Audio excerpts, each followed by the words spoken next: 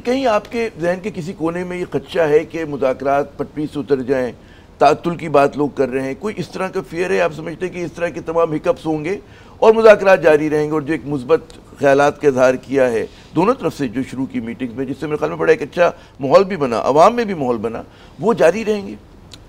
हमारी बिल्कुल भरपूर कोशिश है कि जारी रहें। अगर हमारी ये कोशिश ना होती तो हम कमेटी बनाने की और उनके साथ बैठने की, हम संजीदगी के साथ, खुलूस के साथ, खुले दिल के साथ, खुले दिमाग के साथ उनके साथ बैठे हैं।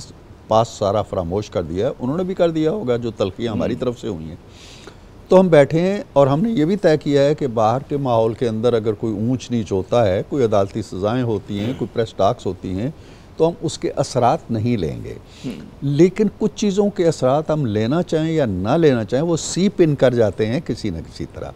अब मिसाल के तौर पर इन टॉक्स के दौरान मियां मोहम्मद नवाज शरीफ की एक लंबी चौड़ी ऐसी स्टेटमेंट आ जाए जो बड़ी डैमेजिंग हो, वो कमराए मुज़ाकरात से तो बाहर रायविंड में होगी, लेकिन असरात डालेगी ना।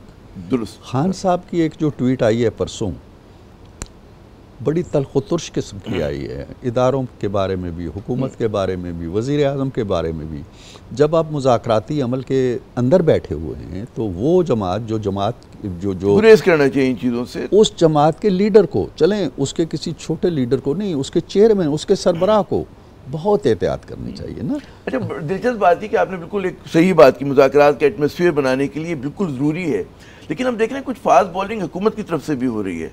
ख्वाजा आसिफ साहब सीनियर तरीन रहनुमा हैं और वो मुसलसल जो है वह इस तरह की गुफ्तगू कर रहे हैं, बातें कर रहे हैं। जी, मैं ये कह रहा हूँ कि ख्वाजा आसिफ साहब हों, कोई और हो हमारी जमात, एक तो वो मुज़ाकराती टीम का हिस्सा नहीं है, बाहर हैं।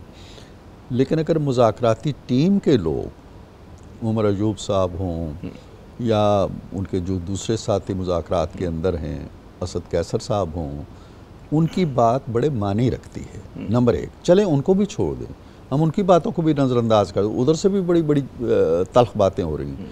लेकिन ऊपर जाके अगर इमरान खान साहब एक लंबा चौड़ा ट्वीट करके वज़ीर आज़म को कहेंगे जी फ़ौज का अर्दली है, ये है, वो है, ये लैंग्वेज अगर होती रहेगी तो हमारे लिए फिर बड़ी खुश दिली के साथ, ओपन दिल के साथ उनके साथ बैठने की ख्वाहिश और कोशिश के बावजूद मसाइल पैदा होंगे। जी बिल्कुल, बयानात की गोलाबारी बंद होनी चाहिए। बयानात की गोलाबारी ख़ास तौर पे इस सतह से नहीं होनी चाहिए।